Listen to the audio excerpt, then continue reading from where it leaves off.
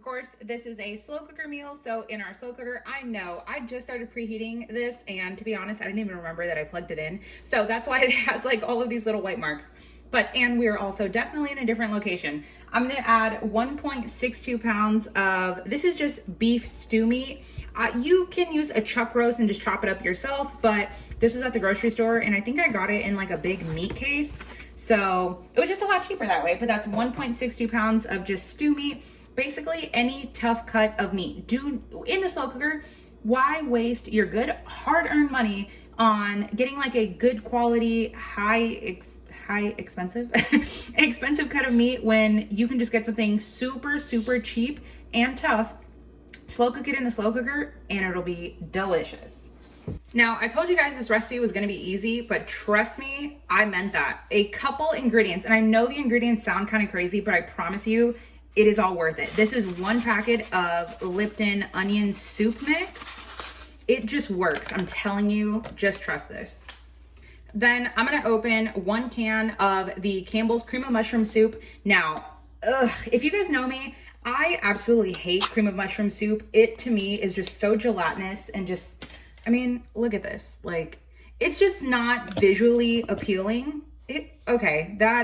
My lights are so bright. Yeah, it just doesn't look good. But I promise, once it starts to melt down and it mixes with all of the beef juice, the onionness, it is incredible. Then I'm gonna add about 1/2 cup of water to this. Now remember, you in your slow cooker, you need some type of moisture to help everything cook, but you don't want it to be too watery because of course, all of the water is gonna pull out from everything and help like juicify it. So you don't wanna fill it all the way up to the lid.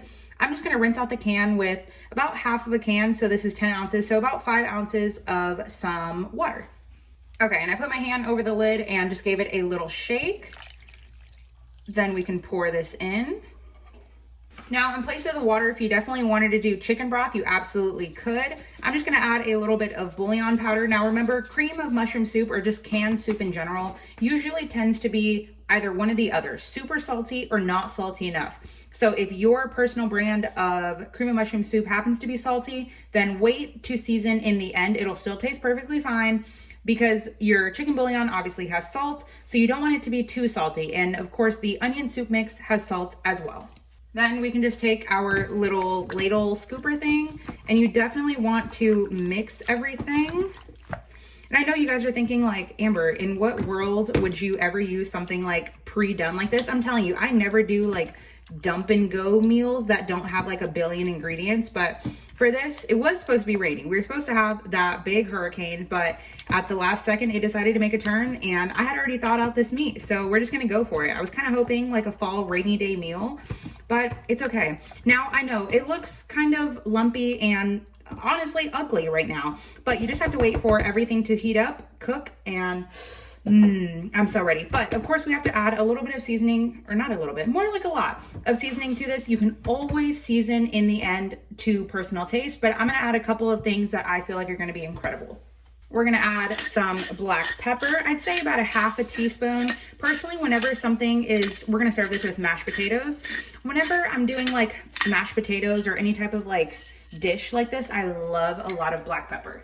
Then we're also gonna do a teaspoon of onion powder, as well as a teaspoon of some garlic powder, a bit of oregano, about 1/2 teaspoon, a little bit of sage to go with that fall theme, about 1/4 teaspoon, a little paprika just for some color so it's not so gray looking. Then we're gonna do the tiniest bit, I'd say about 1 teaspoon of some ranch seasoning, maybe 1/2 teaspoon. And we'll just give it one last mix, but essentially this is it. We are going to add the lid and really just set it and forget it and go from there. And of course, if you wanted to double this and let's say you have a bigger family or you just want to make this for leftovers, it freezes incredibly well. Whenever something is encased by a lot of juice, liquid, it just freezes so much better rather than just freezing regular meat. I'm just gonna clean up the sides because not a fan of the way that looks. We'll come back and do that. But we're just gonna add the lid and we'll come back in about 6 hours and it is on low. 6 hours later, this is what everything is looking like. And I get it. It definitely looks like a pile of mud, not even gonna lie, with like meat chunks in it. But just because it is gray, of course, I mean, there really is no going around this. The broth is like a yellowy color, and then you have the white. So I don't know, brown was like the only thing it was coming to. Anyway, yeah, I don't even think you could fix this with like anything else to make it a different color. You could add some green in there. I'm probably just gonna top with parsley because we're fancy. But other than that, I mean, this is perfect. I'm gonna serve it with, if you guys have seen the video of my Crockpot mashed potatoes, your girl needs to do her nails because oof. But if you guys have seen my Crockpot mashed potatoes, that's what I'm gonna serve it with. Then a corn on the cob and just some sauteed mushrooms. All right, let's plate it up. I have about a half of a corn on the cob. Then I like to put my mashed potatoes in here. I leave my skins on because I just didn't feel like peeling them. And I mean, it gives you like more texture. So we're just gonna make like a little well in the center so our meat can sit in there. Then I decided to cook up some mushrooms. So we're gonna add that to the side. I feel like mushrooms are definitely just cooking down a lot more. It's almost like a scam. My entire pan was completely filled like to the top, and I swear to you, I have like 2 of these tiny little piles, and yeah, there go my 99 cents. But I mean, maybe that's why they were on sale. Then I'm just gonna bring the pot over, and this meat is fall apart tender, but I didn't want to shred it up too much. I like to kind of shred it once it's on your plate. I mean, this gravy, I'm telling you, I absolutely despise cream of mushroom soup, but having it like this is so perfect. Top with a little bit of dried parsley. Dried and fresh tastes so different. Dried is the way to go on everything, just because, you know. Then, boom. That's what we're having for dinner.